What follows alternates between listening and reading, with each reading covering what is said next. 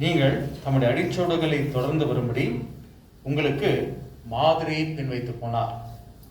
ஆண்டவரே நமக்கு மாதிரி, அவரே நம்முடைய மாடல். இல்லை, நாம் அவரை பின்தொடர்ந்து வரும்படி, அடிச்சுவடுகளை தொடர்ந்து வரும்படி அவர் நம்முடைய நாயகராக, நம்முடைய மாதிரியாக அவர் இருக்கிறார். இதன் அடிப்படையில் இந்த நாளில் கூட நாம் தியானிக்க ஆண்டவர் நமக்கு உதவி செய்வார். யோவான் சுவிசேஷம் 1 அதிகாரம், யோவான் சுவிசேஷம் 1 அதிகாரம் 29ஆம் வசனம். John's gospel chapter 1 and verse 29. மறுநாளிலே யோவான் இயேசுவை தன்னிடத்தில் வரக்கண்டு, இதோ உலகத்தின் பாவத்தை சுமந்து தீர்க்கிற தேவ ஆட்டுக்குட்டி. மறுநாளிலே யோவான் இயேசுவை தம்மிடத்தில் வரக்கண்டு, அவருடைய நடையை இங்கே பார்க்கிறோம். யோவான் அவரை பார்க்கிறான். இதோ உலகத்தின் பாவத்தை சுமந்து தீர்க்கிற தேவாட்டுக்குட்டி. நாம் அவருடைய அடிச்சுவடுகளை பின்தொடர்ந்து வர வேண்டுமானால் முதலாவது அவரை தேவாட்டுக்குட்டியாக, உலகத்தின் பாவத்தை சுமந்து தீர்க்கிற தேவாட்டுக்குட்டியாக நாம் அவரை தரிசிக்க வேண்டியது அவசியமாக இருக்கிறது. இல்லை, அவரை நம்முடைய பாவத்தையெல்லாம் சுமந்து தீர்க்கிறவராக, பரிகாரியாக, பாவ விமோச்சகராக நாம் அவரை காணாத பட்சத்திலே நாம் அவரை பின்பற்றுவது கூடாத ஒரு காரியம். ஆக பாவம் எப்படி பரிகரிக்கப்படுகிறது? ஆண்டவர் தாமே சிலுவையிலே பாடுபட்டு அவர் மரித்து அடக்கம் பண்ணப்பட்டு 3ஆம் நாளிலே உயிர்த்தெழுந்தார். இல்லை, நம்முடைய பாவத்தையெல்லாம் அவர் சிலுவையிலே, அவர் தாமே தமது சரீரத்திலே நம்முடைய பாவங்களையெல்லாம் சிலுவின் மேலே சுமந்தார். இல்லை, இதை அறிந்து நாம் என்ன செய்கிறோம்? நம்முடைய பாவங்களை அறிக்கை செய்கிறோம். சங்கீதக்காரன் சொல்லுகிறான், நான் என் மீறுதலை உமக்கு மறைக்காமல் என் பாவத்தை உமக்கு அறிவித்தேன், தேவரீர் என் பாவத்தின் தோஷத்தை மன்னித்தேன். ஆக பாவ மன்னிப்பு, பாவ விமோச்சனம் நம்முடைய பாவத்தை அறிக்கை செய்வதிலே, ஆண்டவரிடத்தில் ஒத்துக்கொள்வதிலே இருக்கிறது. ஆக அருமையானவர்களே, ஆண்டவரை பின்பற்ற வாஞ்சை நமக்கு உண்டு.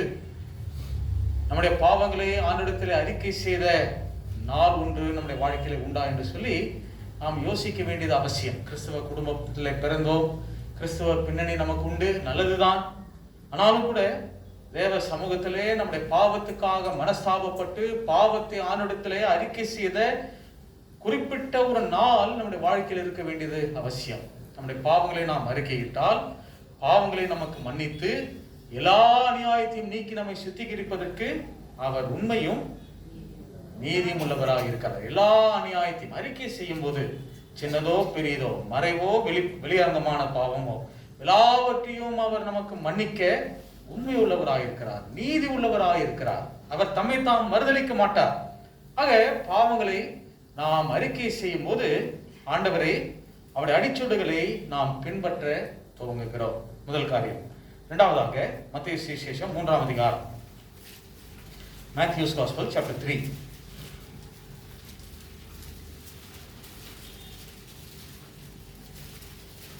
பதிமூன்றாவது வசனம். Matthew's Gospel. அப்பொழுது யோவானால் ஞானஸ்நானம் பெறுவதற்கு இயேசு கலிலேயா விட்டு யோர்தானுக்கு அருகே அவனிடத்தில் வந்தார். ஞானுடைய அடிச்சுவடியை நாம் பார்க்கிறோம். ஆண்டவருடைய நடையை இங்கே பார்க்கிறோம். ஆண்டவர் யோவானிடத்திலே வருகிறார். வந்து யோவானாலே ஞானஸ்நானம் பெறுவதற்காக யோவானிடத்திலே வருகிறார். ஆண்டவர் பாவம் செய்யவில்லை, அவர் பிறப்பிலே பாவம் இல்லை, அவருடைய வாழ்க்கையிலே பாவம் இல்லை. ஆனாலும் கூட எல்லா நீதியையும் நிறைவேற்றவே அந்த ஞானஸ்நானத்திலே பங்கெடுக்க அவர் அங்கே வருகிறார். அந்த ஞானஸ்நானத்தினுடைய தண்ணீரிலே அவர் சாட்சி கொடுக்கும் போது அவருடைய சிலுவை மரணம், அடக்கம், உயிர்த்தெழுதலுக்கு அடையாளமாக அவர் அந்த ஞானஸ்நானத்திலே அவர் பங்கெடுக்கிறார். நானும் நீங்களும் நம்முடைய பாவங்களை அறிக்கை செய்தோம், பாவ மன்னிப்பை, பாவ விமோச்சனத்தை பெற்றுக்கொண்டோம். அடுத்த கட்டம் என்ன? அவருடைய அடிச்சுவடுகளிலே நாம் நடக்க வேண்டும்னால் ஞானஸ்நானத்தினுடைய தண்ணீரிலே நாம் சாட்சி கொடுக்க வேண்டும். ஆண்டவர் தாமே நம்முடைய மாதிரி, அவரே சாட்சி கொடுத்திருப்பாரே, ஆனால் நாமும் கூட சாட்சி கொடுக்க வேண்டியது அவசியம். அவ்விதமாய் சாட்சி கொடுக்கிறது மூலம் நாம் செய்யக்கூடிய அறிக்கை என்ன? ரோமர் 6ஆம் அதிகாரம், the book of Romans chapter 6. ரோமர் 6ஆம் அதிகாரம் verse 3, 3வது வசனம். கிறிஸ்து இயேசுவுக்குள்ளாக ஞானஸ்நானம் பெற்ற நாம் அனைவரும் அவருடைய மரணத்துக்குள்ளாக ஞானஸ்நானம் பெற்றதை அறியாமல் இருக்கிறீர்களா? ஞானஸ்நானம் பெறுகிற நாம் அனைவரும் அவருடைய மரணத்துக்குள்ளாக ஞானஸ்நானம் பெற்றதை அறியாமல் இருக்கிறீர்கள். அப்ப ஞானஸ்நானம் எடுக்கும்போது நாம் என்னத்தை அறிக்கை செய்கிறோம்? அவர் மரித்த போது நானும் கூட மரித்தேன். அவர் அடக்கம் பண்ணப்பட்ட போது நானும் அடக்கம் பண்ணப்பட்டேன். அவர் உயிர் தெழுந்த போது நானும் உயிர் தெழுந்தேன். ஆண்டவர் ஞானஸ்நானம் எடுத்த போது மரித்த போது நானும் மரித்தேன். மரித்தவன் 7ஆம் வசனத்துல வாசிக்கிறோம், பாவத்துக்கு நீங்கி விடுதலையாக்கப்பட்டிருக்கிறானே. அப்ப நம்முடைய ஜீவியத்திலே பாவத்தில் ஒரு காலம், பல காலம் பாவத்தினுடைய அடிமைதனத்திலே சிக்குண்டு சீரழிந்தோம். ஆண்டவரை இரட்சகராக கண்டோம். நம்முடைய பாவங்களை நாம் அறிக்கை செய்தோம். ஆண்டவரை பின்பற்ற ஆரம்பித்தோம். அடுத்ததாக ஞானஸ்நானத்தினுடைய தண்ணீரிலே சாட்சி கொடுக்க வரும்போது அவர் மரித்த போது நானும் மரித்தேன். அப்போ பாவம் என்கின்ற ஒரு காரியமானது நம்முடைய ஜீவியத்திலே ஒன்ஸ் அண்ட் ஃபார் ஆல் அது என்ன செய்யப்படுகிறது? அந்த காரியமானது சீர்படுகிறது. என்ன சொல்ல வருகிறோம் என்றால், பாவத்துக்கு நாம் தொடர்ந்து அடிமையாக நாம் ஜீவிக்க முடியாது. இல்ல, ஆக கிறிஸ்தவ வாழ்க்கையினுடைய ஆரம்ப கட்டத்திலே நம்முடைய பாவத்தினுடைய குறிப்பை நம்முடைய ஜீவியங்களில் இருந்து நாம் நீக்க வேண்டியது அவசியமாக இருக்கிறது. அதை தான் நாம் ஞானஸ்நானத்துடைய தண்ணீரிலே சாட்சி கொடுக்கும் போது நாம் அறிக்கை செய்கிறோம். அவர் மரித்த போது நான் மரித்தேன். நம்ம பிறந்தது எப்போ அப்படின்னு தேதி கேட்டாக்க 1970, 80, 90, 2000 இல்லை 90s kids, 2K kids, gen Z எல்லாம் சொல்றோம். நம்முடைய மரண தேதி என்ன அப்படின்னா எல்லாம் 2000 வருஷத்துக்கு முன்னதாகவே ஆண்டவர் மரித்த போதே நானும் மரித்தேன் என்று இந்த வசனத்தினுடைய அடிப்படையிலே நாம் சாட்சி கொடுக்கிறோம். ஒருவருக்கு புகைப்பிடிக்கிற ஒரு பழக்கம் இருந்தது. அவருக்கு டிவி வந்தது. அப்போ டாக்டர்கிட்ட கொண்டு போனாங்க. ரொம்ப டிவி கடுமையாக இருக்கு, நீங்க புகைப்பிடிக்கிற அந்த பழக்கத்தை விட்டாலொழிய இந்த டிபி நோயிலிருந்து நீங்க விடுபட முடியாது, இல்லைனாக்க நீங்க சாக வேண்டும், அந்த சாவு துரிதமாக கூட வரும் என்று சொல்லுகிறார்.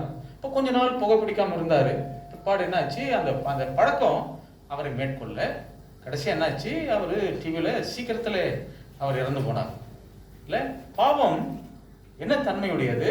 பாவம் நம்மை கொல்லக்கூடியது. பாவத்தினுடைய அடிமைதனம் சீரழிவையும் சாவையும் கொடுக்கக்கூடியது. ஆனால் பாவம் மன்னிப்பை பெற்று ஞானஸ்நானத்தினுடைய தண்ணீரிலே சாட்சி கொடுக்கும் போது இல்ல நாம் என்ன செய்கிறோம்? பாவம் செய்யக்கூடிய தன்மையிலிருந்து நான் மரித்து போகிறேன், என்னுடைய பழைய மனுஷன் மரித்து போகிறான். இது என்ன செய்ய முடியாது? மரித்தவன் பாவத்துக்கு நீங்கி விடுதலை ஆக்கப்பட்டிருக்கிறானே. ஆக ஞானஸ்நானத்தினுடைய தண்ணீரிலே சாட்சி கொடுத்தனா இல்ல நம்முடைய ஜீவியங்கள் எப்படி இருக்கிறது? பாவத்தினுடைய அடிமைதனம் உண்டா? விடக்கூடாத அறிக்கை செய்யாத பாவங்கள் உண்டா? சற்றே யோசிக்க நாம் கடனாளிகளாக இருக்கிறோம். ஏன்னா தாறுமாறாக ஜீவித்துக் கொண்டு ஏனோதானோ என்று ஜீவித்துக் கொண்டு ஆண்டவரை பின்பற்றுகிறது, அவருடைய அடிச்சுவடுகளை பின்தொடர்வது கூடாத ஒரு காரியம். நல்ல முதல்ல பாவ மன்னிப்பு, இரண்டாவது பாவத்தினுடைய ஆதிக்கத்திலிருந்து விடுதலை. அதை ஞானஸ்நானத்தினுடைய தண்ணீரிலே நாம் சாட்சி கொடுக்கிறோம். மூன்றாவதாக யோவான் சுவிசேஷம் 1ஆம் அதிகாரம். யோவான் சுவிசேஷம் 1ஆம் அதிகாரம்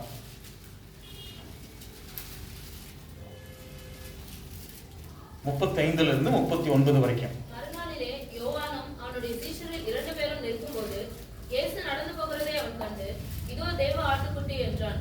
அவன் அப்படி சொன்னதை அவ்விரண்டு சீஷரும் கேட்டு இயேசுவுக்கு பின் சென்றார்கள். இயேசு திரும்பி அவர்கள் பின் செல்கிறதை கண்டு, என்ன தேடுகிறீர்கள் என்றார். அதற்கு அவர்கள், ரபி, நீர் எங்கே தங்கியிருக்கிறீர் என்று கேட்டார்கள். ரபி என்பதற்கு போதகரே என்று அர்த்தமாம். அவர், வந்து பாருங்கள் என்றார். அவர்கள் வந்து அவர் தங்கியிருந்த இடத்தை கண்டு அன்றைய தினம் அவரிடத்தில் தங்கினார்கள். அப்பொழுது ஏறக்குறைய 10 மணி வேலையா இருந்தது. இங்கே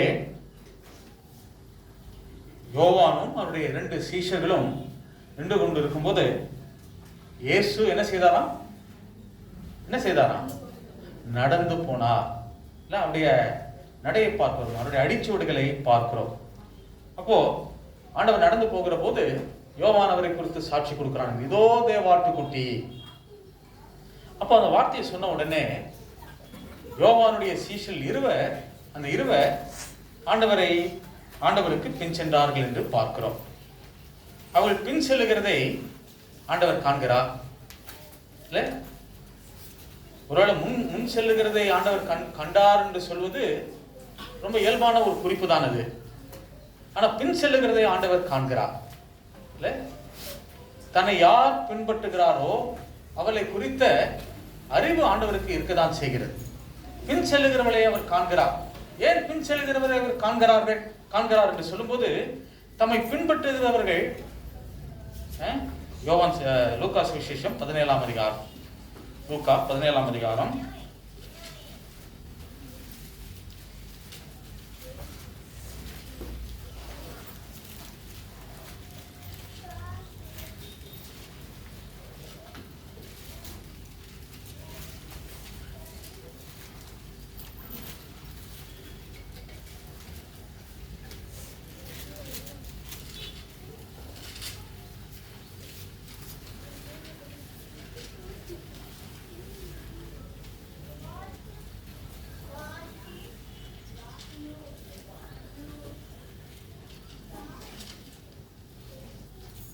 14ஆம் அதிகாரம்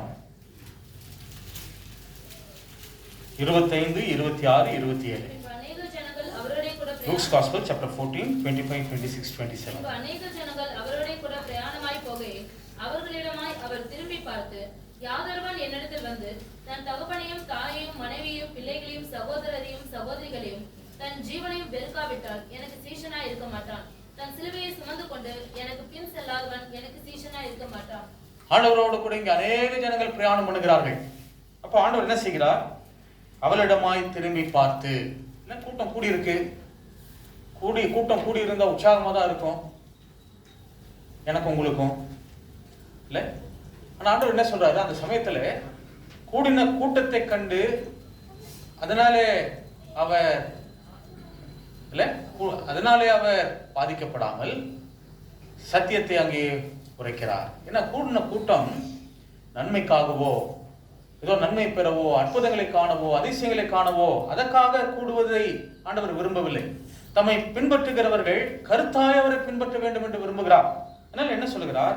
யாதொருவன் என்னிடத்தில் வந்து தன் தகப்பனையும் தன் தாயையும் மனைவியும் பிள்ளையும் சகோதரரையும் சகோதரிகளையும் தன் ஜீவனையும் வெறுக்காவிட்டால் எனக்கு சீஷனாய் இருக்க மாட்டான். கடினமான வார்த்தைகள் இல்ல. சிலுவை குறித்து ஆண்டவர் சொல்லுகிறார். ஆண்டவரை பின்பற்றுகிறவர்கள் சிலுவையை சுமந்து அவரை பின்பற்ற வேண்டும். இதுதான் ஆண்டவருடைய எதிர்பார்ப்பு. இந்த 2 சீஷர்கள் ஆண்டவரிடத்திலே ஆண்டவரை யோவான் இதோ தேவாட்டுக்குட்டி என்று சொன்னபோது ஆண்டவரை பின்பற்றினார்கள். ஆண்டவர் பின்னாக திரும்பி பின் செல்லுகிறதை கண்டு என்ன தேடுகிறீர்கள் என்று கேட்டார். ஆண்டவருக்கு தெரியாம அதை கேட்கல, அவருக்கு தெரிந்தது. அவரை தம்மை பின்பற்றக்கூடிய அவர்கள் சிலுவையை சுமந்து அவர்களை பின்பற்றுகிறார் என்பதை ஆண்டவர் அறிந்திருந்து என்ன தேடுகிறீர்கள் என்று கேட்கிறார். அதற்கு அவர்கள், ரபி நீர் எங்கே தங்கி இருக்கிறீர் என்று கேட்டார்கள். ரபி என்பதற்கு போதகரே என்ற அர்த்தம். அதுக்கு ஆண்டவர் என்ன பதில் சொல்கிறார்? வந்து பாருங்கள், வந்து பாருங்கள். அப்ப போய் அவர்கள் ஆண்டவரோடு கூட தங்கினார்கள். ஆண்டவர் தங்கி இருக்கிற வீடு அது ஆண்டுடைய வீடு. ஆண்டவரை பின்பற்றுகிறவர்கள் சிலுவையை சுமக்கிறவர்கள் அவருடைய வீட்டோடு சம்பந்தப்பட்டிருக்கிறார்கள். முதல்ல பாவங்கள் மன்னிக்கப்பட வேண்டும். 2வது பாவத்தின் மேலே ஆதிக்கம் அதிகாரமுடையவர்களாய் ஜீவிக்க வேண்டும். பாவம் நம்மை பாதித்தவர்களாய் நாம் ஜீவித்துக் கொண்டிருக்க முடியாது. தடுமாறி விழுந்து எழுந்து அப்படி ஜீவித்துக் கொண்டிருக்க முடியாது. 3வது அவருடைய வீட்டோடு சம்பந்தப்பட்டிருக்க வேண்டும். என்ன தேடுகிறீர்கள்? ரவி நீர் எங்கே தங்கி இருக்கிறீர்? வந்து பாருங்கள். அவனுடைய வீட்டோடு சம்பந்தப்பட்ட ஒரு வாழ்க்கை. ஆண்டவரை பின்பற்ற வேண்டுமானால் அவருடைய அடிச்சோடுகளிலே ஆண்டவரை பின்பற்றி நாம் நடக்க வேண்டுமானால் சிலுவையை சுமந்து அவருடைய வீட்டோடு சம்பந்தப்பட்டிருக்க வேண்டும். அவருடைய வீட்டில் என்ன உண்டு? ஏசாயாவின் புஸ்தகம்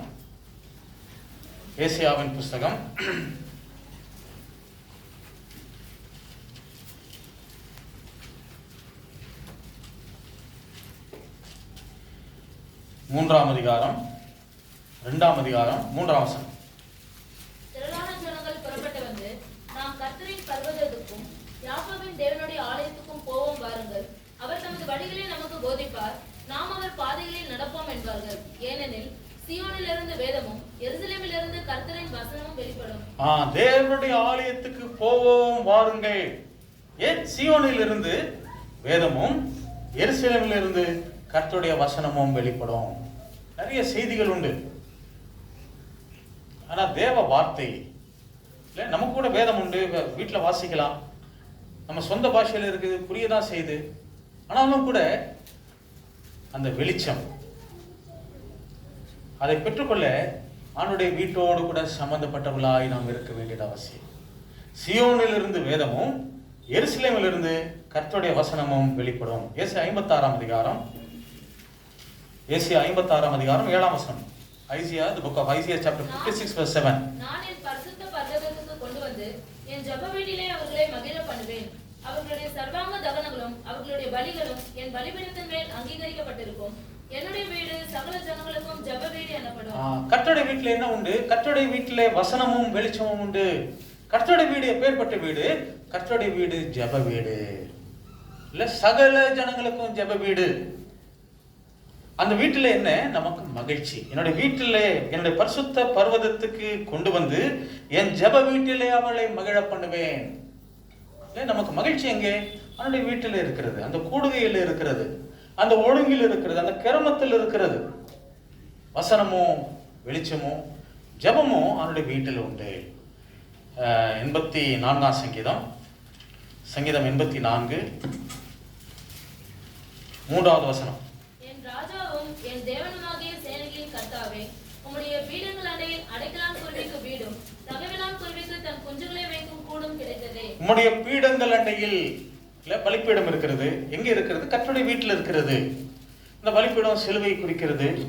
உம்முடைய பீடங்கள் அண்டையில் அடைக்கலான் குருவிக்கு வீடும் தகவிலான் குருவிக்கு தன் குஞ்சுகளை வைக்கிற கூடும் கிடைத்ததே. அடைக்கலான் குருவி அதனுடைய தன்மை என்ன அப்படின்னாக்க, இந்த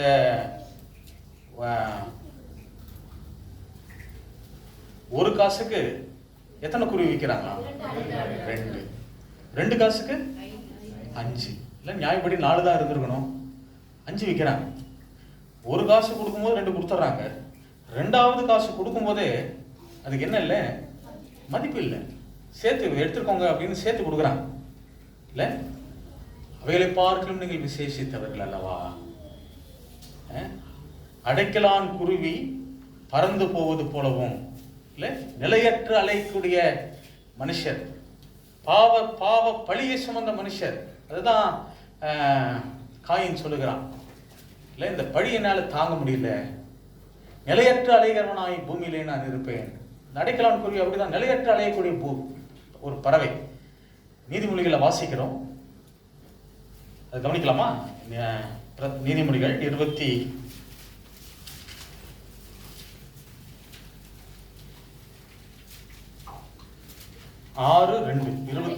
அடைக்கலான் குருவி அலைந்து போவது போலும் தகவிலான் குருவி பறந்து போவது போலும் காரணம் இல்லாமல் இருக்க சாபம் தங்காது. அலைந்து போவது போலவும், அலைச்சல், பாவத்து நிமித்தமாய் அலைச்சல், நிலையற்ற ஒரு வாழ்க்கை, சாபத்தை சுமந்த ஒரு வாழ்க்கை. அப்படிப்பட்ட வாழ்க்கை வாழ்ந்த எனக்கு ஆண்டவருடைய வீட்டில் என்ன உண்டு?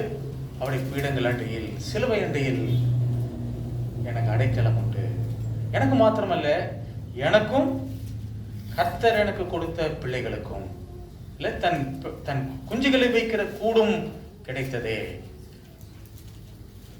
சியோனிலே, தேவ பர்வதத்திலே ஆண்டவர் என்ன செய்கிறார்? என்ன வைக்கிறார்? எப்படி வைக்கிறார்? என்னை அற்புதங்களாக, அடையாளங்களாக என்னை வைக்கிறார். அவருடைய வீட்டோடு நான் சம்பந்தப்பட்டு இருக்கும்போது, அவருடைய பலிப்பீடத்தோடு, சிலுவையோடு சம்பந்தப்பட்டு இருக்கும்போது எனக்கு என்ன உண்டு? அங்கே வீடும் கூடும் இருக்கிறது. பாதுகாவல் எனக்கு இருக்கிறது. எங்க இருக்கிறது? அவனுடைய வீட்டில் இருக்கிறது. இன்னைக்கு என்னுடைய பிள்ளைங்க கெட்டு போகக்கூடாது, உலகத்தால கவரப்படக்கூடாது அப்படின்னா நான் என்ன செய்யணும்? நானும் கர்த்தர் எனக்கு கொடுத்த பிள்ளைகளுமாய் அவனுடைய வீட்டோடு சம்பந்தப்பட்டு இருக்க வேண்டும். அங்க என்ன எனக்கு உண்டு? எனக்கு இளைப்பாறுதல் உண்டு. அங்க என்ன எனக்கு உண்டு? எனக்கு நிம்மதி உண்டு, எனக்கு பாதுகாவல் உண்டு. என் பிள்ளைகளுக்கு, ரவி, நீர் எங்கே தங்கி இருக்கிறீர்கள்? வந்து பாருங்கள்.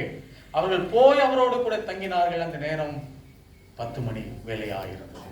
அவனுடைய வீட்டிலே வசனம் உண்டு, அவனுடைய வீட்டிலே வெளிச்சம் உண்டு, அவனுடைய வீட்டிலே நாம் எடுக்கப்படுகிற விண்ணப்பங்களுக்கு அவருடைய செவிகள் அவருடைய கண்கள் திறந்தவைகளும் அவருடைய செவிகள் கேட்கிறவைகளும் கவனிக்கிறவைகளுமா இருக்கிறது. அங்க என்ன நமக்கு உண்டு? மகிழ்ச்சி உண்டு. கர்த்தருடைய வீட்டில் என்ன உண்டு? நமக்கு பாதுகாவல் உண்டு. எனக்கும் கர்த்தர் எனக்கு கொடுத்த பிள்ளைகளுக்கும்.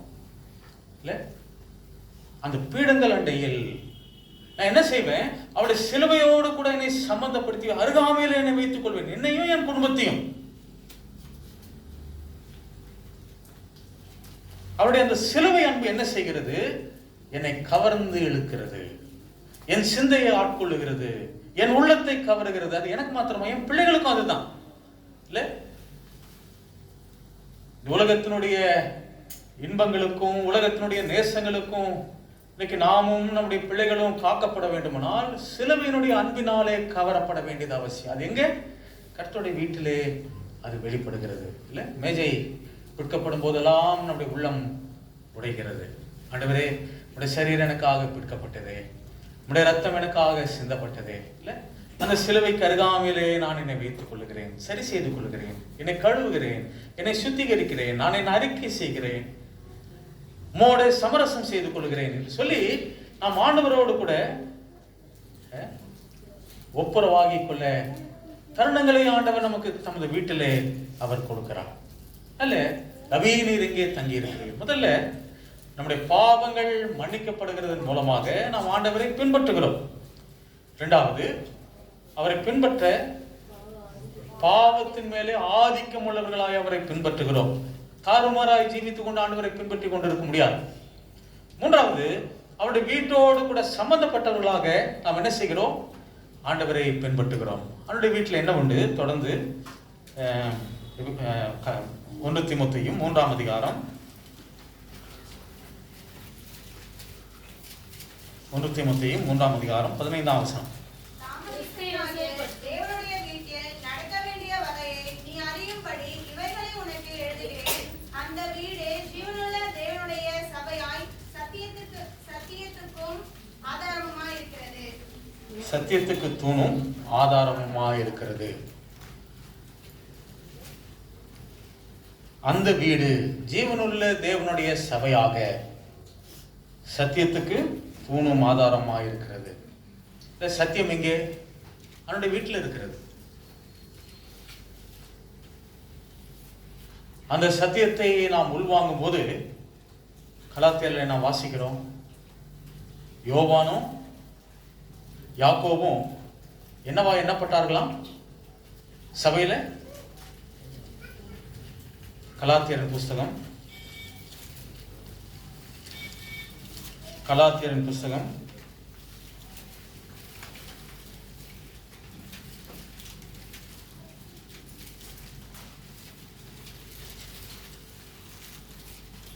2ஆம் அதிகாரம் 9ஆம் வசனம். The book of எனக்கு அளிக்கப்பட்ட கிருபையை அறிந்தபோது தூண்களாக எண்ணப்பட்ட யாக்கோபும் கேபாவும் யோவானும் சபையிலே தூண்களாக விளங்குகிறார்கள். இல்ல சத்தியத்துக்கு தூணும் ஆதாரமா இருக்கும்போது, சபை சத்தியத்துக்கு தூணும் ஆதாரமா இருக்கிறது. அந்த சத்தியத்தை உள்வாங்கி சத்தியத்தை நடைமுறைப்படுத்தி சத்தியத்தை போதிக்கிறவர்கள் சத்தியத்துக்கு தூண்களாகவே மாறி போகிறார்கள். இப்ப அவர்களுக்கும் சத்தியத்துக்கும் இப்ப என்ன இல்லை? ஒரு வித்தியாசமும் இல்லை. ஒரு காலத்துல பொய்க்கு பிதாவாகிய பிசாசை பின்பற்றினது மெய். ஆண்டவர் நமக்கு கொடுத்த ரட்சிப்பு அது முழுமையான ரட்சிப்பு, பூர்ணமான ரட்சிப்பு. அதுல விட்ட குறை தொட்ட குறை ஒண்ணும் கிடையாது. இப்ப சபையோடு கூட இருந்து சபையிலே அவனுடைய வார்த்தையினுடைய வெளிச்சத்தை, வசனத்தை தொடர்ந்து நமக்கு போதிக்கும் போது ஒரு கட்டம் வருகிறது. வளர்ந்து வளர்ந்து வளர்ந்து சபையிலே தூண்களாக எண்ணப்படுகிற யாக்கோவும் கேபாவும் யோவானும் என்று நாம் வாசிக்கிறோம். அப்படிப்பட்ட ஒரு நிலைக்குள்ளாக ஒரு வளர்ச்சி, ஒரு மறுமலர்ச்சி நமக்குள்ளே உண்டாகிறது. அதனால சபையோடு கூட சம்பந்தப்பட்டவர்களாக நாம் ஜீவிக்க வேண்டியது மிக மிக அவசியம். ஆண்டவரை பின்பற்றக்கூடியவர்கள் சபை கூடி வருதலை விட்டு விடாதபடிக்கு தொடர்ந்து சபையோடு கூட சம்பந்தப்பட்டவர்களாக ஜீவிக்க வேண்டியது அவசியமா இருக்கிறது. முதல்ல என்ன? 2. மூன்றாவது சபையோடு சம்பந்தப்பட்டு. 4ஆவதாக யோவான் சுவிசேஷம் 4ஆம் அதிகாரம். யோவான் சுவிசேஷம் John's Gospel chapter 4 verse 3. இயேசு தாமே ஞானஸ்நானம் கொடுக்கவில்லை, அவருடைய சீஷர்கள் கொடுத்தார்கள். 4. அவர் சமாரிய நாட்டின் வழியாய் போக வேண்டியதா இருந்தபடியால் சமாரிய நாட்டின் வழியாய் அவர் போக வேண்டியதாய் இருந்தபடியால் ஆண்டவர் யூதேயாவை விட்டு கலிலேயாவுக்கு போகிறார். போகும்போது சமாரியாவை அவர் கடந்துதான் போக வேண்டும். ஏன் இந்த பாதை அப்படின்னாக்க, இன்னைக்கு பிதாவானவர் அவருக்கு ஏற்படுத்தின ஒரு பாதை அது. அந்த வழியா தான் அவர் போகணும். பிதாவானவர் செய்ய காண்கிற கிரியைகளை அவர் கண்டு அதை தான் இவர் செய்தார். பிதாவானவர் என்ன சொன்னாரோ அதை தான் இவர் சொன்னார். இன்னைக்கு பிதாவானவர் அவருக்கு நியமித்த ஒரு வழி அது. அந்த வழியை அவர் போகிறார். என்ன வழி அது? சுவிசேஷ பிரகடன வழி. இல்ல, பாவத்திலிருந்து ஸ்திரீ இருக்கிறாள், சமாரிய ஸ்திரீ. அவளுக்கு எத்தனை புருஷர்? 5 7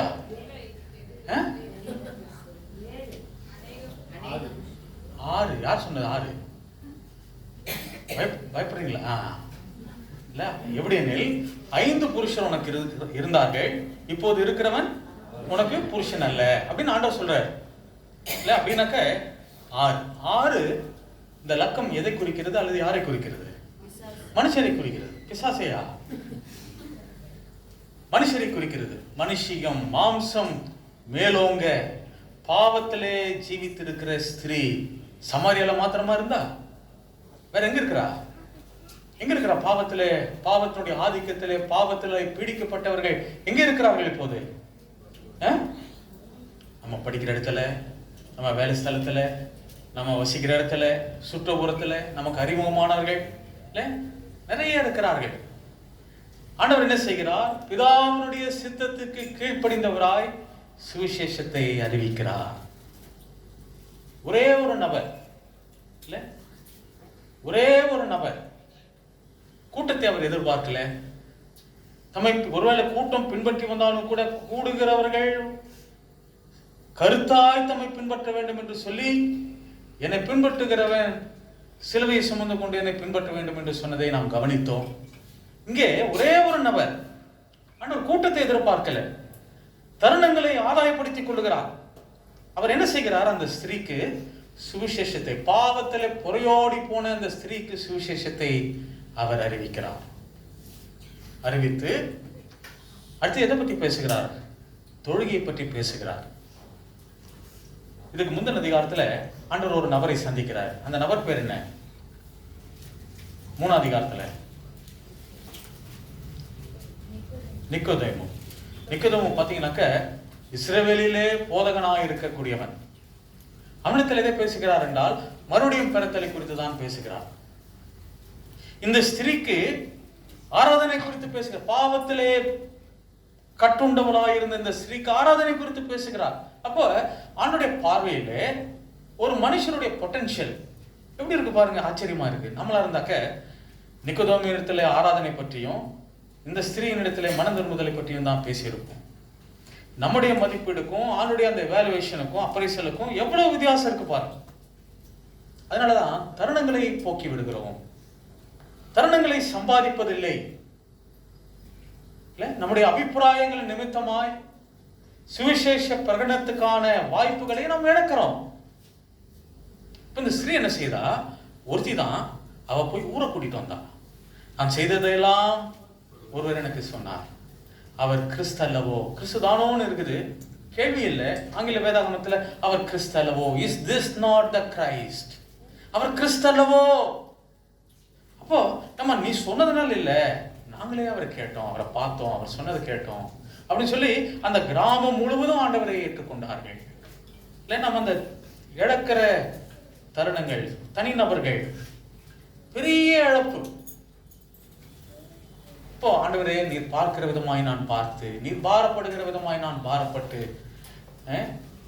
உம்முடைய சித்தத்தை நான் நிறைவேற்ற, உம்முடைய சித்தத்தை நிறைவேற்றுவதே என்னுடைய போஜனமாய் கொண்டு உம்முடைய ஊழியத்தை செய்ய எனக்கு உதவி செய்ய ஆண்டவரே. ஆண்டவரை பின்பற்ற வேண்டுமானால் சுவிசேஷ ஊழியத்தில் ஈடுபடாமல், கர்த்தரை பற்றி மற்றவர்களுக்கு சொல்லாமல் நம்ம என்ன செய்ய முடியாது? ஆண்டவரை பின்பற்ற முடியாது. அல்ல, முதல்ல பாவ மன்னிப்பு, இரண்டாவது பாவத்தின் மேலே ஆதிக்கம் அதிகாரம் உள்ளவர்களாய் ஜீவித்தல், மூன்றாவது சபையோடு சம்பந்தப்பட்டு நாம் ஜீவிப்பது, நான்காவதாக சுவிசேஷத்தை நாம் அறிவிக்கிறவர்களாக தருணங்களை ஆதாயப்படுத்துவர்களாய் நாம் இருக்க வேண்டியது அவசியமான ஒன்று. தொடர்ந்து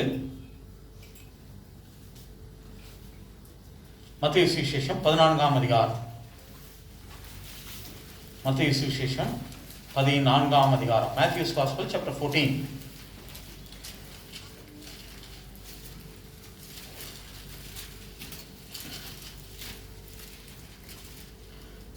verses 22 and 23, 22 23. இயேசு ஜனங்களை அனுப்பிவிடுகையில் தம்முடைய சீஷர்கள் படவில் ஏறி தமக்கு முன்னே அக்கரைக்கு போகும்படி அவர்களை துரிதப்படுத்தினார். அவர் ஜனங்களை அனுப்பிவிட்ட பின்பு தனித்து ஜெபம் பண்ண ஒரு மலையின் மேல் ஏறி சாயங்காலமான போது அங்கே தனிமையா இருந்தார். ஜெபம் பண்ண ஒரு மலையின் மேல் ஏறி, ஆண்டுடைய அடிச்சுவடுகள் இப்போ மலையின் மீதே ஏறுகிறது. முதல் 4 பாயிண்ட் வரைக்கும் நமக்கு அது ஓகே தான், இல்லை நம்ம செஞ்சிடலாம். 5வது குறிப்பு தான்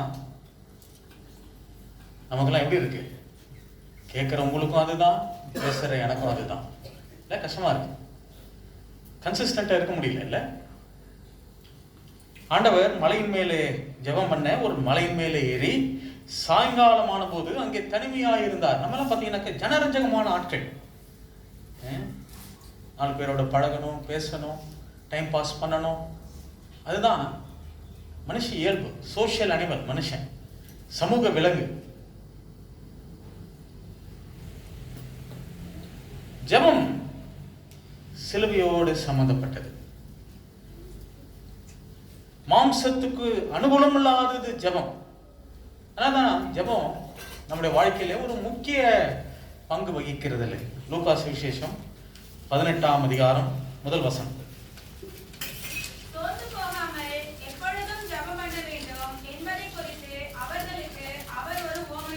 சோர்ந்து போகாமல் எப்போதும் ஜெபம் பண்ண வேண்டும். 17ஆம் அதிகாரம் 25ஆம் வசனம்.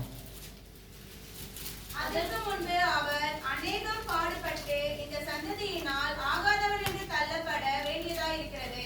அவர் பாடுபட்டு, இப்போ சிலுவை அது குறிக்கிறது. பாருங்க, 17ஆம் அதிகாரம் 18ஆம் அதிகாரம்ல நம்ம வசதிக்கு அப்படி ஒரு பிரேக் கொடுத்து எண்ணெய் வைத்து இருக்கிறார்கள். மற்றபடி ஒரிஜினல் மேனுஸ்கிரிப்ட்ல இதெல்லாம் தொடர்ச்சியா இருக்கக்கூடியது தான். 17ஆம் அதிகாரம் 25ஆம் வசனமும் 18ஆம் அதிகாரமும் எல்லாம் ஒரு விதத்துல தொடர்ச்சியா இருக்கக்கூடியது தான். அவர் அநேக பாடுபட்டு சோர்ந்து போகாமல் ஜெபம் பண்ண வேண்டும். இப்போ சிலுவை ஜெபமும் சிலுவையும் ஒன்றோடு ஒன்று சேர்ந்து போகிறது, அதை பிரிக்க முடியாது. அதனாலதான் நம்ம எல்லாரும் அனுகூல கிறிஸ்தவர்களாக இருந்து ஜெபத்தை தவற விடுகிறோம். ஆண்டவர் கெத்செமனே தோட்டத்திலே சிலுவைக்கு போகிறதுக்கு முன்ன என்ன செஞ்சாரு? ஜெபம் பண்ணார். சிலுவையும் ஜெபமும் ஒன்றோடு ஒன்று எப்போதும் இணைந்து போகிறது. அப்போ உள்ள சூழ்நிலை என்ன? ஆண்டவர் ஜெபம் பண்ணுகிறார். உள்ள சூழ்நிலை என்ன? அவர் சீஷர்கள் படவில் ஏறி அக்கறை போகும்படிக்கு அவளை என்ன துரிதப்படுத்தினார். சீக்கிரம் போங்க, சீக்கிரம் போங்கன்றார். ஏன் சீக்கிரம் போங்க சீக்கிரம் போங்கன்னு சொல்லணும் அப்படின்னாக்க, இது எந்த சந்தர்ப்பத்துல இந்த சம்பவம் நடக்கிறதுண்டா, ஆண்டவர் 5 அப்பம் 2 மீன்களை எத்தனை பேருக்கு கொடுத்தாரு? 5000 புருஷர்களுக்கு கொடுத்தார். அப்போ ஸ்திரீகளும் பிள்ளைகளும் கூட இருக்கக்கூடும். நல்ல திரளான ஜனங்களுக்கு கொடுத்தாரு. கொடுத்த உடனே ஜனங்க என்ன செஞ்சாங்க? இப்படிப்பட்ட ஒருத்தர் நமக்கு தலைவராக இருந்தா இப்படி நல்லா இருக்கும் இல்ல, அவரை ராஜாவாக பிடித்து கொண்டு போக அவர் எப்படி இருந்தாங்கன்னா மனதாயிருந்தார்கள். அப்படி வந்து அவர் பிடித்து போக வந்தாங்க. இவர் தான் அவங்களை விட்டு மறைஞ்சு போனார். ஏன் அங்க இருந்திருந்தா என்ன இருக்கும்? சீஷர்கள் அவங்க பிடிச்சு ராஜாவாக இவரை பிடித்து கொண்டு போய் அவரை ராஜாவாக ஏற்படுத்த வேண்டும் என்று சொல்லி ஜனக்கூட்டம் வந்து இவரை நெருக்கி இவரை கொண்டு போக நினைச்சிருந்தா சீஷர்கள் என்ன பண்ணிருப்பாங்க?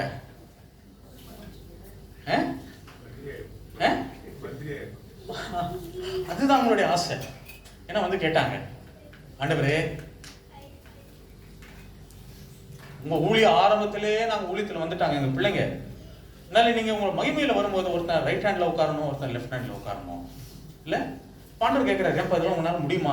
கூடும் என்றார்கள். சரி, இவங்க 2 பேருக்கு அந்த ஆசை இருந்துச்சு. அவள் கூடும் என்று சொன்ன போது மற்ற 10 பேருக்கு எப்படி இருந்துச்சான்? அப்படின்னாக்கா அந்த ஆசை அந்த 10 பேருக்கு இருந்துருது இல்ல.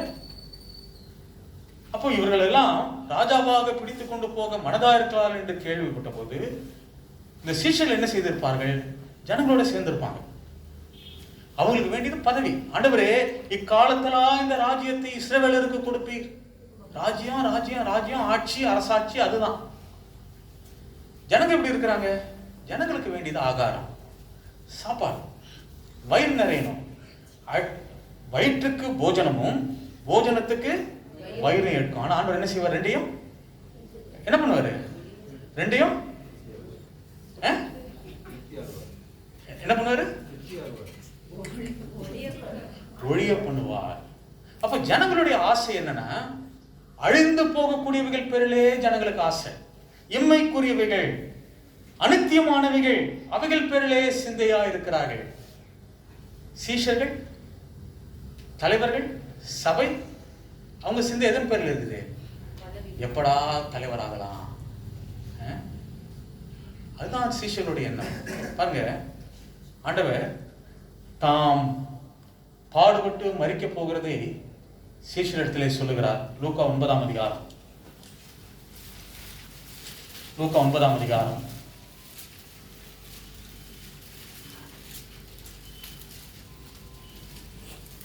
44. Luke's Gospel, chapter 9, verse 44. நீங்கள் இந்த வார்த்தைகளை கவனமாய் கேளுங்கள். மனுஷகுமாரன் மனுஷர் கைகளில் ஒப்புக் கொடுக்கப்பட போகிறார் என்றார். 45. அவர்கள் அந்த வார்த்தையின் கருத்தை அறிந்து கொள்ளவில்லை. அது அவர்களுக்கு தோன்றாமல் மறைபொருளாய் இருந்தது. அந்த வார்த்தையை குறித்து அவரிடத்தில் விசாரிக்கவும் பயந்தார்கள். மனுஷகுமாரன் மனுஷர் கையில் ஒப்பு கொடுக்கப்பட போகிறார், இல்ல மனுஷகுமாரன் சிலுவையில் அறையப்பட போகிறார் என்று ஆண்டவர் சீஷர்களுக்கு சொல்லுகிறார். சொன்னப்ப இந்த சீஷர்களுக்கு அது புரியவே இல்லை. ஏன்னா அவங்க எதிர்பார்ப்பெல்லாம் ஒரு பதவி, ஒரு போஸ்ட், ஒரு பொசிஷனு, ஒரு அத்தாரிட்டி, அது மேலதான் இருக்குது. இவர் போயிட்டாக்க இவர் தான் நமக்கு மூலதனம், இவர் போயிட்டா நமக்கு எப்படி? இப்போ அதெல்லாம் அவங்க யோசிக்கவே இல்லை. அது அப்படி ஒரு காரியத்தை அவங்களால கற்பனை கூட பண்ண முடியல.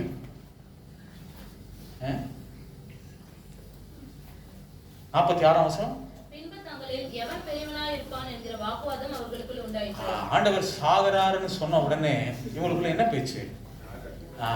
யார் அடுத்தது யாரு அப்படிங்கிற ஒரு பேச்சு வர ஆரம்பிச்சிருச்சு. அவங்களுக்குள்ள பேச்சு கூட இல்லை, அவங்களுக்குள்ள வாக்குவாதம், சண்டையே வந்துருச்சு. இல்ல ஒரு அரசியல் தலைவர், எந்த கட்சியும் சேராதவன் நான், அதனால என்ன தப்பா நினைக்காதீங்க, ஒரு அரசியல் தலைவர் ஒரு ஆஸ்பத்திரியில சென்னையில ஒரு 10 வருஷம் இருக்கும்னு நினைக்கிறேன் இருந்தாங்க. அவங்களுடைய கட்சிக்காரங்க, மந்திரிங்க, தலைவர்கள்லாம் எப்படி இருந்தாங்க? அந்த ஆஸ்பத்திரி வாசல்லே இருந்தாங்க. மாச கணக்கா தாடியெல்லாம் வளர்த்துக்கிட்டு சோகமா இருந்தாங்க. பார்க்கறதுக்கு நமக்கே கஷ்டமா இருந்துச்சு. ஐயோ இவருக்கு இவ்வளவு சோகமானு இல்ல. இங்க ஆண்டவர் சொல்றாரு, மனுஷகுமாரன் மனுஷ கையில் ஒப்பு கொடுக்கப்படுவான்னு சொன்ன உடனே இவங்க என்ன பண்ணிட்டாங்க? வாக்குவாதம் வந்துருச்சு, நான் தான் அப்படின்னுட்டு. இப்படிப்பட்ட சீஷர்கள் இல்ல, இப்படிப்பட்ட மனம் படைத்தவர்கள் ஜனங்க சாப்பாட்டுக்காக அழிந்து போகக்கூடியவர்கள் பேரிலே சிந்தை இருக்கிறார்கள். இன்னைக்கு சபையோ அல்லது தலைவர்களோ அவர்கள் பதவிகளிலே சிந்தை கொண்டிருக்கிறார்கள். அதனால ஆண்டவர் என்ன பண்ணாரு? அவர்களை அக்கறைக்கு போகும்படி அவர்களை துரிதப்படுத்தினார். இல்ல, அவரை துரிதப்படுத்தி ஆண்டவர் செய்த காரியம் என்ன? ஜெபம் பண்ணி கொண்டிருந்தார். இன்னைக்கு தேவை என்ன? சபைக்கு என்ன தேவை? பிரசங்கமா? விசேஷ கூட்டங்களா? சபைக்கு தேவை என்ன? சபைக்கு தேவை ஜெபம். இல்ல, ஆதி திருச்சபையில பாத்தீங்கன்னாக்க அதனுடைய மாடல் எப்படின்னாக்க, ஜனங்க கூடி வந்தப்பெல்லாம் ஜெபம் பண்ணாங்க. எப்பெல்லாம் புறஜாதிகள் அவர்கள் மத்தியில் இருந்தார்களோ அப்பதான் என்ன பண்ணாங்க? அப்ப பிரசங்கம் பண்ணாங்க. இப்ப நம்ம மத்தியில் எப்படி ஆயிடுச்சுனாங்க, கூடி வரும்போதெல்லாம் பிரசங்கம், special meeting, anniversary meeting, thanksgiving meeting, holy convocation, அப்படி ஒவ்வொன்றா கூட்டம் கூட்டம் கூட்டம் கூட்டம் கூடி அவசியம்தான். வசனத்தை நாம் எடுத்து சொல்ல இல்லை, சபை சத்தியத்துக்கு தூணும் ஆதாரமாக இருக்கிறது. இப்போ நாட்களிலே அதை கேட்கிறவர்கள், உபதேசிக்கிறவர்கள், கையாளுகிறவர்கள், நடைமுறைப்படுத்துறவர்கள் தூண்களாகவே மாறி அவசியம் அது. ஆனால் ஜெபம் என்று சொல்லும் போது, ஜெபம் இன்னைக்கு நம்முடைய வாழ்க்கையிலே அல்லது நம்முடைய கூடுகைகளிலே அது பின்னுக்கு தள்ளப்பட்ட ஒரு குறிப்பாக அமைந்து போனது. ஆண்டவரை பின்பற்ற வேண்டுமானால் இல்லை, ஆண்டவர் என்ன செஞ்சாரு? ஜனங்க அதிகமாய் கூடி வந்தார். அவர் தேடின்னு இருக்கிறாங்க. தேடின்னு இருக்கும்போது அவர் செய்த காரியம் என்ன? மார்க் சுவிசேஷம் 1 அதிகாரம், மார்க்ஸ் காஸ்பல் சாப்டர் 1 verse 37. அவரை கண்டபோதே உம்மை எல்லாரும் தேடுகிறார்கள் என்று சொன்னார்கள். 35 35. அவர் அதிகாலையில் இருட்டோடு எழுந்து புறப்பட்டு வனாந்தரமான ஓரிடத்திற்கு போய் அங்கே ஜெபம் பண்ணினார். எல்லாரும் அவரை தேடுகிறார்கள். அவர் என்ன செய்து கொண்டிருக்கிறார்? ஜெபம் பண்ணி கொண்டிருக்கிறார். எல்லாரும் தேடும் போது அங்க அவங்க கிட்ட போய் இல்ல, இன்னைக்கு நமக்கும் ஆண்டவருக்கும் எவ்வளவு வித்தியாசம் பாருங்க. அவரோ பிதாவோடு கூட இருக்கிறார். ஜனங்க இவரை தேடின்னு இருக்கிறாங்க, இவர் பிதாவோடு கூட இருக்கிறார். அருமையானவர்களே, ஆண்டவரை பின்பற்ற வேண்டுமானால் ஜெபிக்கிற ஜனங்களாக நாம் இருக்க வேண்டியது அவசியமான ஒன்று. முதல்ல பாவ மன்னிப்பு. ஆண்டவரை அவர் அடிச்சு விடுகளிலே ஆண்டவரை பின்பற்ற வேண்டுமானால் பாவ மன்னிப்பு அவசியம். இரண்டாவது, பாவத்தின் மேலே விடுதலை, பாவத்தின் மேலே ஆதிக்கம் நமக்கு அவசியம். மூன்றாவது, ஆண்டோடைய வீட்டோடு கூட சம்பந்தப்பட்டு இருக்க வேண்டியது அவசியம். அதுதான் நமக்கு பாதுகாப்பு, நமக்கு சேஃப்டி. இல்லை, நான் நின்றுவேன், சாதிச்சிருவேன், செஞ்சிருவேன் அப்படின்னு நினைச்சா போச்சு, ஜீரோ தானா. நாலாவது, சுவிசேஷத்தை அறிவிக்கிறவளாய் நாம் இருக்க வேண்டியது அவசியம். ஐந்தாவது, ஜெபிக்கிற ஜனங்களாக இருக்கிற ஆண்டவர் அப்படிதான் பண்ணார். சீஷர்களை ஏற்படுத்தினாரு, 12 பேரை அப்போஸ்தலராய் இருக்கும்படி அவரை ஏற்படுத்தினார். அதுக்கு முன்னாடி ராவெல்லாம் ஜெபம். அவர் சபையோ அவர் என்ன செய்தாரோ எல்லா ஜெபத்துல செய்தார். அவர் யார்? திரியேக தேவன். அவர் பிதாவை இவ்வளவு சார்ந்து அவர் ஜீவித்திருப்பார். ஆனால் நமக்குலாம் என்ன நடக்க, நம்முடைய மாம்சத்திலே, நம்முடைய புத்தியை குறித்து, நம்முடைய பக்தியை குறித்த அபிப்பிராயம் ஜாஸ்தி. அதனாலதான் ஜெபிக்க தவறி போகிறோம். இல்ல, ஆண்டவரோ பிதாவை சார்ந்தவராக அவர் ராம் முழுவதும் ஜெபிக்கிறார், வனாந்தரத்தில் ஜெபிக்கிறார், மலை மீது ஏறி ஜெபிக்கிறார், தனித்து ஜெபிக்கிறார். ஜெப வீரராய் அவர் திகழ்ந்தார். ஐந்தாவதாக, அது ஆறாவதாக, மத்தேயு சுவிசேஷம் 26 அதிகாரம், Matthew's Gospel chapter 26 verse 56. ஆகிலும் தீர்க்கதரிசிகள் எழுதியிருக்கிற வசனங்கள் நிறைவேறும்படி இவைகளெல்லாம் சம்பவிக்கிறது என்றார். அப்பொழுது சீஷர்கள் எல்லாரும் அவரை விட்டு ஓடி போனார்கள். இது எங்க நடக்குதுனாக்க, ஆண்டவர் பிடிபட்டு அவரை 57 வசனம் வாசிங்க. இயேசுவை பிடித்தவர்கள் அவரை பிரதான ஆசாரியனாகிய காய்பாவினிடத்துக்கு கொண்டு போனார்கள். இப்போ பிரதான ஆசாரியனாகிய காய்பாவின் இடத்துல கொண்டு போகிறார்கள். போகிற வழியில அவருடைய சீஷர்கள் எல்லாரும் என்ன செஞ்சாங்க? அவரை விட்டு ஓடி போனார்கள். என்ன ஒரு ஆச்சரியமான ஒரு நிகழ்வு. ஒரு பாடல் இருக்கு 320, சீஷர்கள் இல்ல, என் தேவனே என் தேவனே ஏன் என்னை கைவிட்டீர் என்ற பாடல் இல்ல. இதுக்கு முன்னாடி எல்லாம் இங்க பாடியிருக்கோம். உம்மால் சுகம் பெற்றோர் எங்கேகினா, உம் பிதாவும் உன்னை கைவிட்டாரோ, உண்மையில் என் பாவத்தை சுமத்தினாரோ, நீ நொறுக்கப்பட்டு அடிக்கப்பட்டீர். 320 அதுல இந்த சீஷர்களை குறித்த ஒரு குறிப்பு கூட ரொம்ப அருமையா வந்திருக்கு. சீஷர்கள் எங்கே மறைந்து விட்டார், உம்மால் சுகம் பெற்றோர் எங்கேகினா. எல்லாரும் அவரை கைவிட்டு அவரை விட்டு ஓடி போனார்கள். ஆண்டவர் தனித்து விடப்பட்டிருக்கிறார். ஆண்டவரை பின்பற்றக்கூடியவர்களுடைய பங்கு இதுதான். எது? தனிமை இல்ல. ஆண்டவரை பின்பற்றும் போது நாம் பிரசித்தி பெறுவோம், புகழ் அடைவோம், வசதியாய் வாழ்வோம். அப்படி அல்ல. அவராலே சுகம் பெற்றவர்கள் அவரை கைவிட்டார்கள். அவரோடு கூட 3.5 வருட காலம் பிரயாணித்தவர்கள் இல்ல, அவருடைய உபதேசத்தை கேட்டவர்கள், அவருடைய அற்புத அடையாளத்தை கண்டவர்கள் அவரை விட்டு ஓடி போனார்கள். அப்போ அந்த சிலுவையினுடைய வழி தனிமையானது. ஆண்டவரை பின்பற்றக்கூடிய நானும் நீங்களும் சந்திக்கக்கூடிய சூழ்நிலை இது. இதை குறித்து மனம் பேதலிக்க வேண்டிய அவசியம் இல்லை. அந்த சிலுவை எப்பேற்பட்டது ஆண்டவருக்கு? கசப்பு கடந்த காடியை குறுக்க கொடுத்தார்கள், வாரினால் அடிப்பித்தார்கள், துப்பினார்கள், குட்டினார்கள், பரியாசம் பண்ணினார்கள், ஆண்டவரை பின்பற்றக்கூடியவருடைய பங்கு இது. ஆண்டவருக்கு அது நடந்துச்சு, எனக்கு அது நடக்கக்கூடாது அப்படின்னு சொல்லி நம்ம எதிர்பார்க்க முடியாது இல்ல. நம்முடைய உள்ளம் அப்படிதான் இருக்கு. அப்படிப்பட்ட சம்பவங்களையும் சூழ்நிலைகளையும் நபர்களையும் நாம் சந்திக்கும் போது கடினமாக இருக்கிறது. ஆனாலும் இதுவே தேவ நியமம்.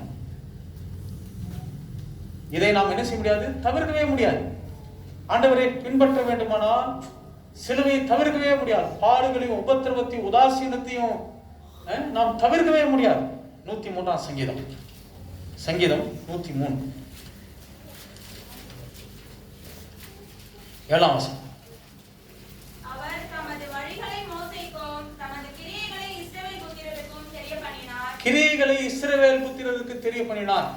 இஸ்ரவேல் புத்திரர் வந்தாங்க, மோசே அழைக்க, ஆண்டவர் அழைக்க கானான் தேசத்துக்கு அவர்கள் பிரயாணப்பட்டு வருகிறார்கள். வனாந்திரத்தில் வருகிறார்கள். அனுகூலமற்ற சூழ்நிலை தான். அவங்க என்ன கேட்கிறாங்க? தண்ணி கேட்கிறாங்க. தண்ணி கிடைச்சதா? கிடைக்கலையா? கிடைச்சது. அவங்களுக்கு அப்பம் கிடைச்சது, அவங்களுக்கு இறைச்சி கிடைச்சது இல்ல. அவங்க என்னென்ன கேட்டாங்களோ, எதுக்கெல்லாம் முறுமுறுத்தாங்களோ அது எல்லாத்தையும் ஆண்டவர் அவங்களுக்கு கொடுத்தாரு. தமது கிரியைகளை இஸ்ரவேல் புத்திரருக்கு தெரியப்படுத்தினார். சரி, மோசேக்கும் ஆரோனுக்கு என்ன? மோசேக்கு என்ன கிரியைகள்? இஸ்ரவேல் புத்திரருக்கு. மோசேக்கு என்ன? அவருடைய வழிகள். அவருடைய வழி எப்பேற்பட்ட வழி? அவருடைய வழி தனிமையின் வழி, வேதனையின் வழி, நெருக்கத்தின் வழி, பாடுகளின் வழி, சிலுவையின் வழி. அவனை பார்த்து பல்ல கடிச்சாங்க, கல் எடுத்து அடிச்சு கொல்லணும்னு நினைச்சாங்க. என்ன நீதானா? எங்கனால முடியாதா? உங்ககிட்ட தான் ஆண்டவர் பேசுறாரா? என்ன பேச்சு பேசுறாங்க இல்ல. ஆண்டவரே, இந்த பாரம் நானா பெத்த உங்களை எல்லாம், இந்த பாரம் என்னால சுமக்க முடியல ஆண்டவரே, நான் ஒருத்தனா தான் நான் சுமக்கணும். அதிகமாய் நெருக்கப்பட்டார் மோசே. அப்போ ஆண்டவர் என்ன செய்கிறார்? தம்முடைய பிள்ளைகள் தானா எல்லாரையும் ஒரே விதமாய் கையாளுகிறது இல்லை. ஒரு சிலருக்கு கொஞ்சம் லகுவாய் இருக்கிறது, ஒரு சிலருக்கு பாதை கடினமாய் வைக்கிறார். ஒரு சிலருக்கு கேட்டதெல்லாம் கிடைக்குது, சுகம் கிடைக்குது, சொத்து கிடைக்குது, எல்லாம் கிடைக்கதான் செய்யுது ஆண்டவர்கிட்ட கேட்கும் போது. ஆனா ஒரு சிலருக்கு தனிமையின் வழி, வேதனையின் வழி, பாடுகளின் வழி, நிராகரிப்பின் வழி, சிலுவையின் வழி. சரி, ஜனங்களுக்கு ரிவார்டு எப்படி இருக்கும்? மோசேக்கு ரிவார்டு எப்படி இருக்கும்? ஜனங்களுக்கு ஆண்டவர் கொடுக்கிற பலன் ஜாஸ்தியா இருக்குமா? மோசேக்கு ஜாஸ்தி இருக்குமா? மோசேக்கு தான் ஜாஸ்தி இருக்கும் இல்ல. ஆண்டவருடைய ஒருவன் தன் சிநேகிதனோடு கூட பேசுவது போல் ஆண்டவர் அவனோடு கூட பேசினார். அவனும் கூட என்ன செஞ்சானா? தன்னை தனிமைப்படுத்தி கொண்டான். இருக்கிறது தேவ ஜனங்க தான், அந்த தேவ ஜனங்களிடத்திலிருந்தே தனிமைப்படுத்தி கொண்டான். சீஷர்கள் தான், அந்த சீஷரிடத்திலிருந்தே ஆண்டவர் தன்னை தனிமைப்படுத்தி கொண்டார் இல்ல. அந்த தனிமை. ஏசாயாவின் புஸ்தகம்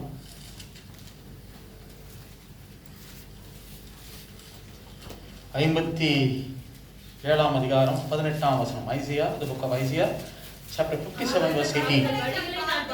அவர்களை குணமாக்குவேன், அவர்களை நடத்தி திரும்பவும் அவர்களுக்கும் அவர்களை துக்கப்படுகிறவர்களுக்கும் ஆறுதல் அளிப்பேன். அவர்கள் வழிகளை நான் பார்த்து அவளை குணமாக்குவேன். அவங்க சிலுவையை சுமந்தார்கள், சிரமங்களை அனுபவித்தார்கள், சீராய் நடந்தார்கள். அவர்கள் வழிகளை நான் பார்த்து அவளை குணமாக்குவேன். அவர்களை நடத்தி, அவளை நடத்தினாக்க இவர் என்ன செய்கிறார்? அந்த பாதையில அவர் முன்னாக போகிறார். நீங்க நமக்கு மாதிரி ஆண்டவர் தான் இல்ல. அவர் தாமே இந்த பாடுபட்டு அவர் முன்னாக சென்றபடினாலே நான் என்ன செய்யறேன்? ஆண்டவரை பின்பற்றி போகிறேன். நான் தனிமையா இருக்கிறேன்னு நினைக்கிறேன், ஆனா நான் தனிமை இல்லை.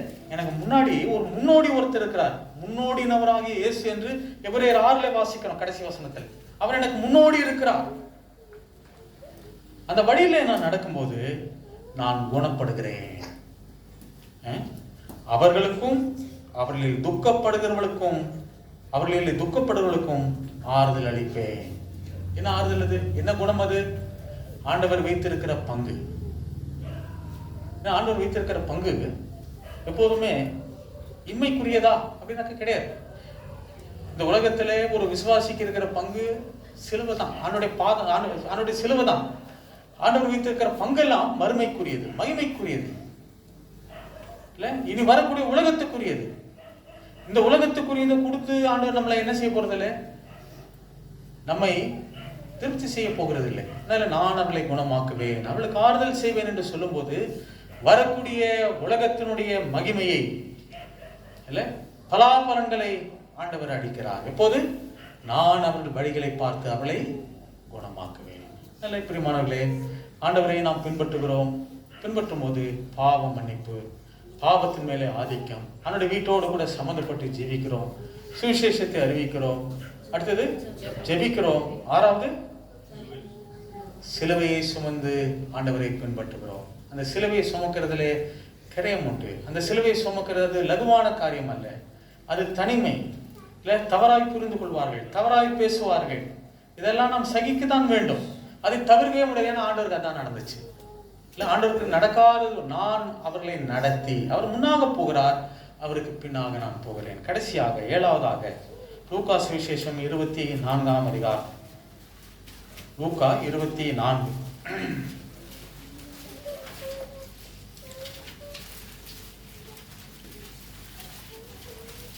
Luke's Gospel, chapter 24, verse 50. பின்பு அவர் பெத்தானியா வரைக்கும் அவர்களை அழைத்துக் கொண்டு போய் தம்முடைய கைகளை உயர்த்தி அவர்களை ஆசீர்வதித்தார். இங்கே பெத்தானியா வரைக்கும் அவளை அழைத்து கொண்டு போய் ஆண்டவர் போறாரு. அவரோடு கூட அவருடைய சீஷர்களும் கூட போகிறார்கள். யார் இந்த சீஷர்கள் அப்படின்னாக்க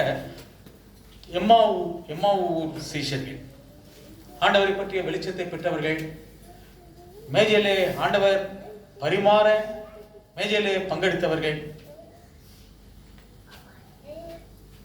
அப்படிப்பட்டவர்களை அவர் என்ன செய்கிறார்? நீங்க முந்தின வசனத்துல நீங்கள் எருசலேமிலே உன்னதத்திலிருந்து வருகிற பலனாலே தரிப்பிக்கப்படும் வரைக்கும் எருசலேம் நகரத்தில் இருங்கள் என்று சொன்னவர் பெத்தானியாவுக்கு அழைத்து கொண்டு போகிறார். ஏன் எருசலேம்ல வைக்கல? நீங்க வாப்பா, நம்மளாம் எருசலேம்ல போய் அங்க கொஞ்சம் வெயிட் பண்ணுங்க அப்படின்னு சொல்லியிருக்கலாமே. அவளை பெத்தானியாவுக்கு அழைத்து கொண்டு போகிறார். பெத்தானியாவில் என்ன உண்டு? பெத்தானியா லூக்கா சுவிசேஷம் 10ஆம் அதிகாரம். லூக்கா சுவிசேஷம் 10ஆம் அதிகாரம் 38ஆம் வசனம். பின்பு அவர்கள் பிரயாணமாய் போகையில் அவர் ஒரு கிராமத்தில் பிரவேசித்தார். அங்கே மார்த்தாள் என்னும் பெயர் கொண்ட ஒரு ஸ்திரீ அவரை தன் வீட்டிலே ஏற்றுக்கொண்டார். மார்த்தாள் என்னும் பெயர் கொண்ட ஒரு ஸ்திரீ அவரை தன் வீட்டிலே ஏற்றுக்கொண்டார். ஏன் இது விசேஷம் அப்படின்னாக்க, அவர் தமக்கு சொந்தமானதிலே வந்தார், சொந்தமானவர்கள் அவரை ஏற்றுக்கொள்ளவில்லை. ஆனால் இங்கே ஒரு ஸ்திரீ அவரை தன் வீட்டிலே ஏற்றுக்கொண்டாள். இப்ப இந்த உலகம் அவரை நிராகரிக்க,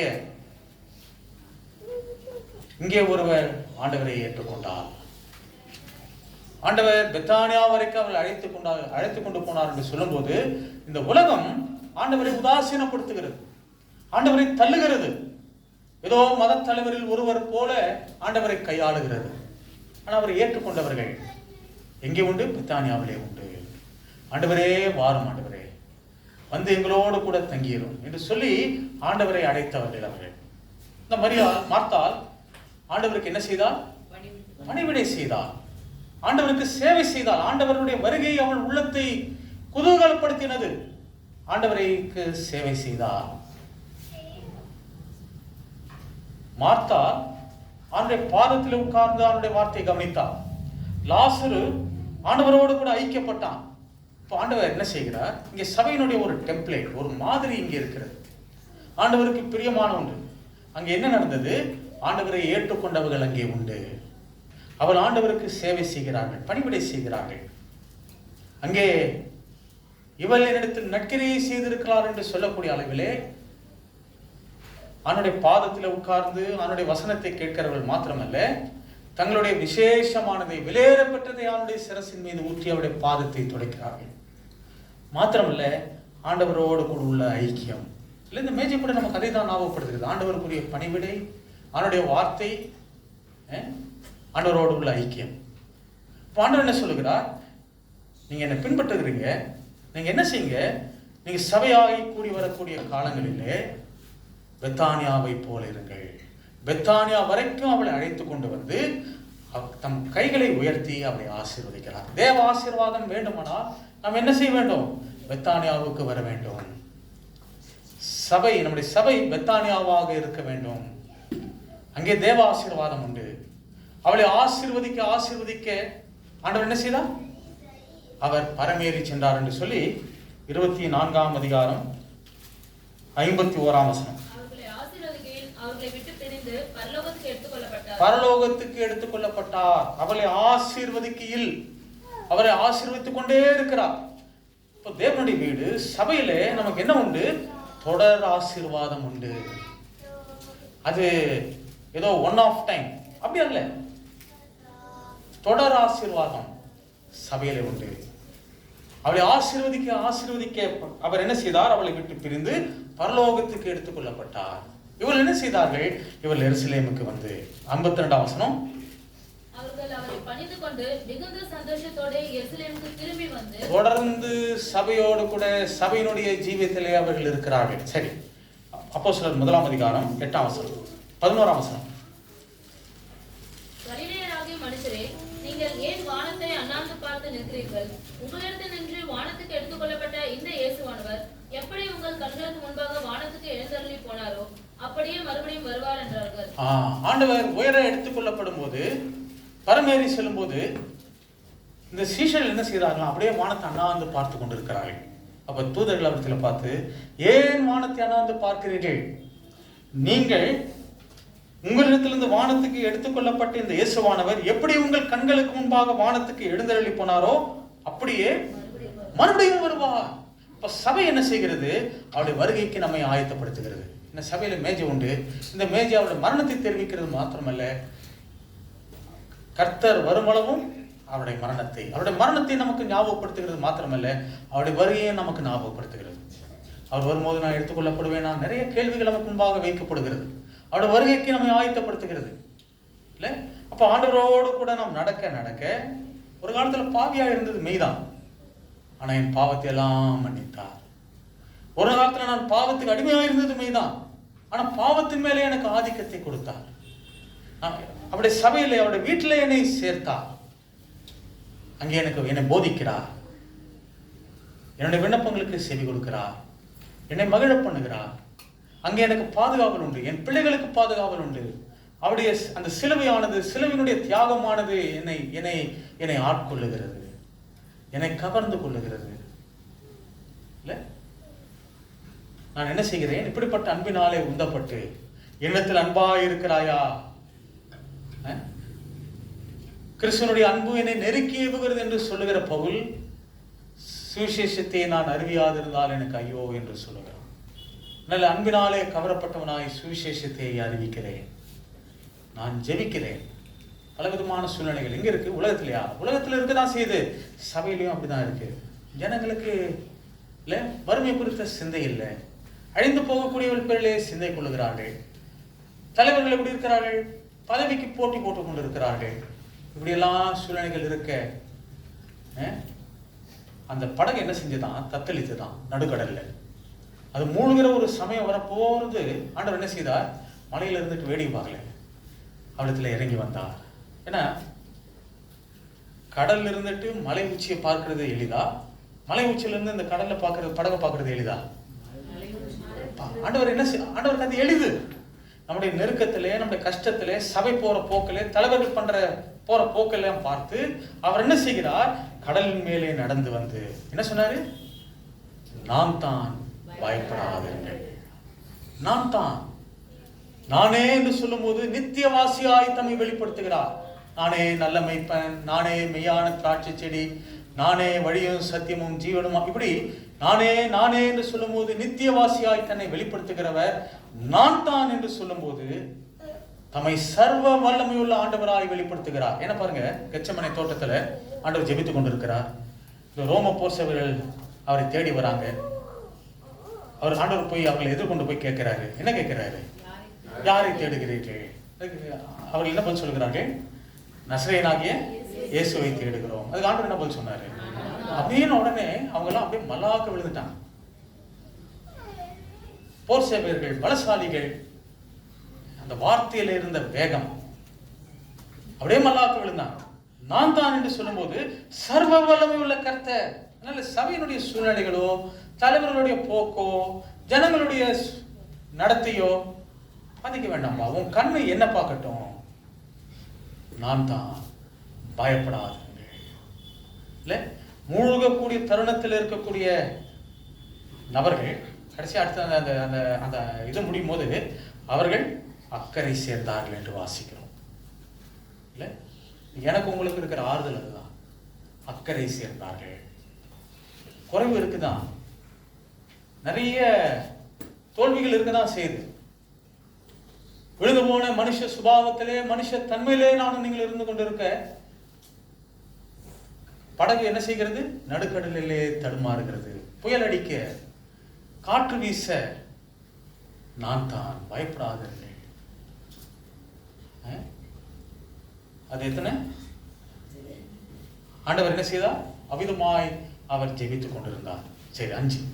ஆறாவது என்ன? சிலுவை. இல்ல, சிலுவைன்னு சொல்லும் போது தனிமை, நிராகரிப்பு, உதாசீனம். கண்டுக்க மாட்டாங்க,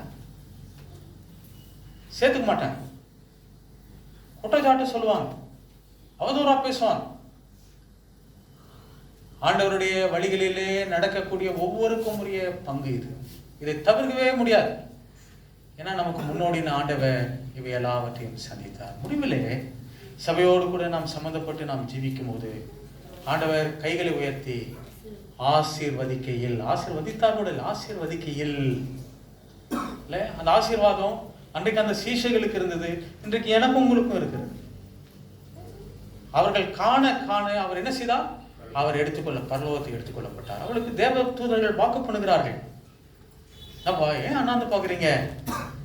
நீங்கள் பார்க்க வானத்துக்கு எடுத்துக்கொள்ளப்பட்ட அந்த இயேசுவானவர் எப்படி வானத்துக்கு ஏறி போனாரோ அதே போல அவர் என்ன செய்ய போறார்? திரும்ப வர போகிறார். மேஜையை நமக்கு அதை ஞாபகப்படுத்துகிறது. நல்ல மேஜையில பங்கெடுக்க வரோம். என்னுடைய உங்களுடைய நடை எப்படி இருக்கிறது? ஆண்டவரை பின்பற்றுகிறோமா? அல்ல ஆண்டவரை விட்டு நாம் தாறுமாறாக ஓடுகிற பெண்ணோட்டகம் நீ என்று சொல்லி அப்படி தாறுமாறாய் ஓடிக்கொண்டு இருக்கிறோமா? அல்லது ஆண்டவருடைய அடிச்சோடுகளிலே ஆண்டவரை பின்தொடர்ந்து நடக்கிறோமா? 7 குறிப்புகளை குறித்து நம்முடைய பதில் என்ன? கர்த்தர் நமக்கு உதவி செய்வார்.